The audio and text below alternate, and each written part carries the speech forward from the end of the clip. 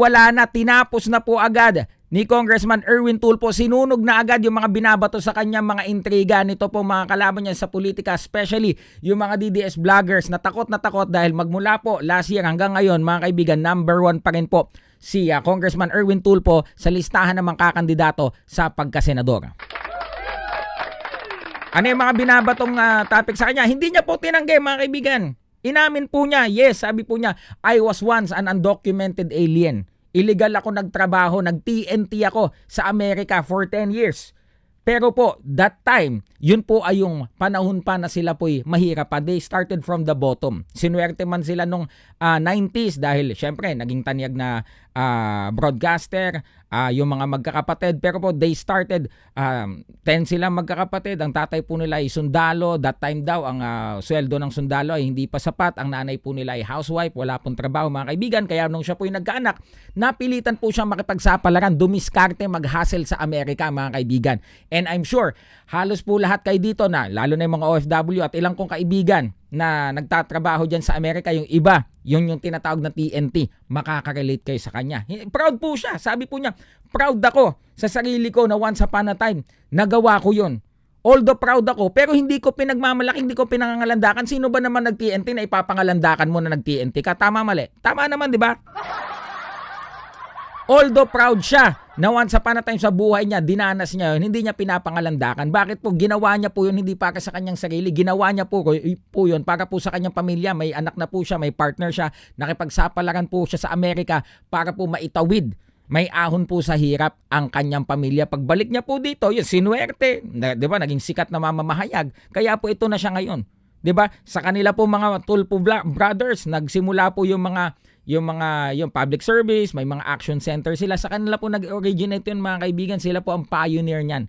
Kaya po, yung mga takot kaya Congressman Erwin Tulfo, tanungin niyo sa sarili niyo, bakit gusto ng tao yung mga Tulfo? Bakit? Kahit kasi noon, hindi pa sila man mga politiko, hindi pa man sila mga lingkod bayan, talaga nga naman na ito pong mga to, galing sa kanilang mga bulsa, galing sa sarili lang diskarte, tumutulong na walang hinihinging kapalit. Although, syempre, nagpasukan na din naman yung mga sponsors.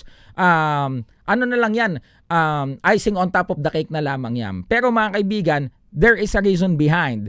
Gusto sila ng mga tao because they walk the talk. Actually, sa totoo lang mga kaibigan, sorry, ang haba ng entrada ko.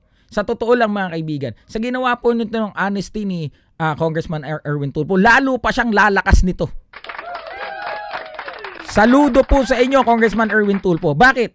Bihira po ang talagang may honesty. Bihira ang mga totoong lalaki na aminin ang mga past experiences nila, ang mga past mistakes nila. Sabi po niya, kung ano man kung ang pagkakamali ko man ay nagtrabaho ko ng illegal, 'di ba?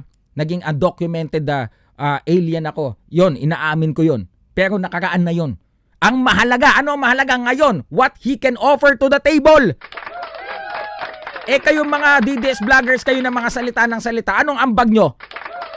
Lahat po tayo, tao lang, lahat po tayo, bound to commit mistakes mga kaibigan, lahat po tayo merong mga, minsan sa ating buhay may mga maling desisyon. Pero kahit yung maling desisyon na yun, ginawa niya diskarte para sa kanyang pamilya mga kaibigan. Pakinggan po natin ang maliit po. Inano ko lang kasi mahaba ito, 1 hour ito. Pero pinili ko lang yung part na sa tingin ko pinaka-importante mga kaibigan. Panoorin po natin to courtesy of the official Facebook page po ni Congressman Erwin Tulfo. Let's go. Atin noon. Ang problema lang, noong pangapanahon na yun, kahit anong laban mo sa buhay, yes, walang patutunguhan. Ayan because po. you do not have ito the po chance. yung before lumipad siya ng Amerika, no? Late 80s ito mga kaibigan. Kaya po siya nakipagsapalaran sa Amerika. Because you do not have the opportunity. Ang maganda dyan kung lumaban ka talaga ng patas. Yan ang Hindi ko po ikinahihiya, bayan, na I was once an undocumented alien, na I was once Galing. an illegal OFW dahil wala akong papel. Hindi ko po kinahihiyain, pero hindi ko po pinangangalandakan. Why? Hindi ko po kinahihiya because yung pinakain ko po sa mga anak ko, hindi ko po ninakaw, hindi ko po in-scam, hindi ko po, wala po akong kaso sa Amerika, wala po nagkaso sa akin. Dito, wala rin po akong kaso. Mga kababayan natin, hindi ko rin po niloko. As a matter of fact, tinutulungan ko pa po. Yes. And why Hindi is nyo, that actually, na ngayon, Kong Erwin, hindi nyo na kailangan i-expound pa yan eh. Since I was a kid, idol ko na po ang mga Tulfo. Bakit po? Dahil po sa kanilang mga serbisyo publiko, 'di ba, yung magkakapatid na yan, Ben Tulfo, ito si Sir Erwin Tulfo, Raffy Tulfo, Mon Tulfo, mga kaibigan. Idol ko po sila, kaya din po ako nag-broadcasting. Dahil po dyan, yung mga walang laban, pinaglalaban po nila. And that's the reason why, kahit po ganyan, batuhin ng mga kalaban. Syempre po, alam naman na natin yan politika, di ba? Politika, kung sino mag number 1, babatuhin ng mga inggit na mga hindi makahabol. Tama, mali?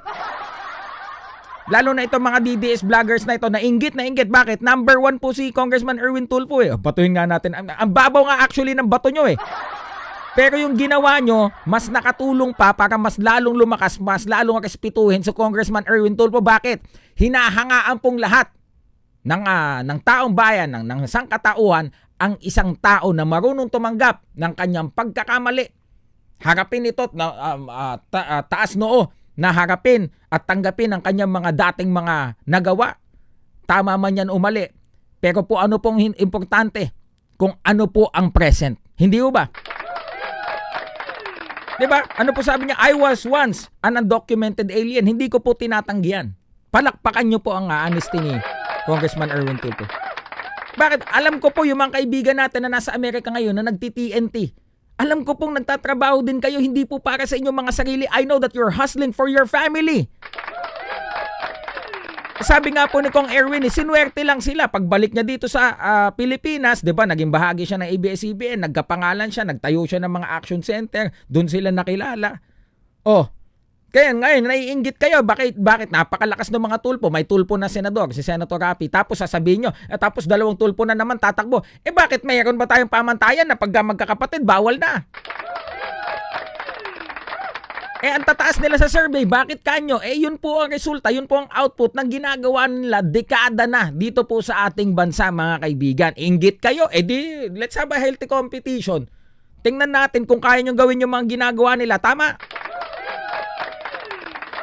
Tapos babatuhin nyo ng ganyan, hindi nyo alam yung rebat ni Congressman Erwin Tulfo mas malakas. Inamin niya yung pagkakamali niya. Yes, oo, I was once an undocumented.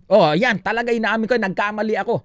Sa kwento niya pa, dito may mga check kasi ng immigration paano illegal tayo pare doon, may makakakuha tayo ng mga papel doon ibebenta nilang papel.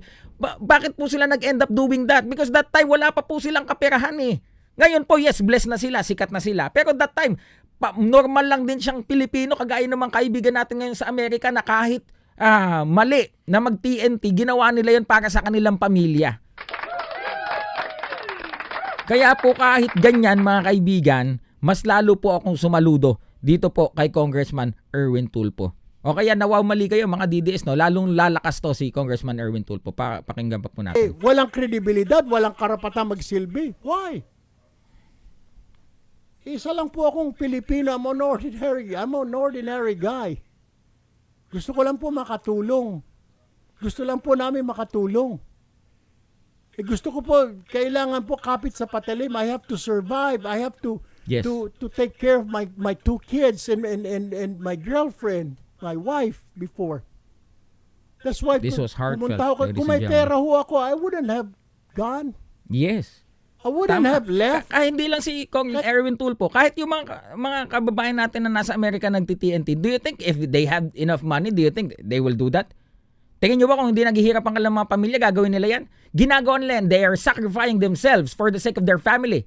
They're hustling. Dumidiskarte sila. Di ba ho? Kayo, kala nyo kung sino kayo, yung mga pinagtatanggol nyo nga, mga hindi makapagtanggol na lantarang nakaw, pinagtatanggol nyo pa. Di ba? Sino po yan? Mga OFW na yan. Kung may pera ho yan, aalis ba? Hindi. The point is, may dahilan po Kaya umaalis yung tao Exactly.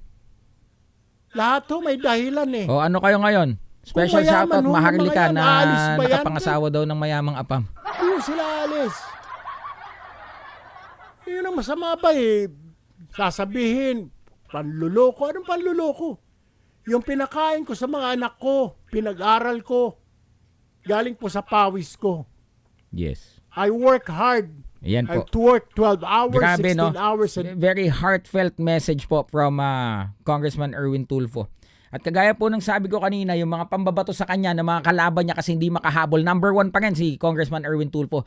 Normal yan sa politika dito sa Pilipinas, batuhan ng putek. Pero ito lang ang masasabi ko sa inyo mga DDS, sa ginawa ninyo at sa sagot ni Congressman Erwin Tulfo, lalo lang siyang nirespeto, minamahal at mas lalong in-embrace ng taong bayan because totoong tao siya. Hindi siya tumatanggi, hindi siya umiiwas, hindi siya no comment. Sinasagot niya, tinanggap niya ang kanyang pagkakamali at ganyan mga tao na may paninindigan ang kailangan natin sa ating bansa. Ako po si Silver Voice TV. Comment down below. Saludo po sa inyo, Congressman Erwin Tulfo.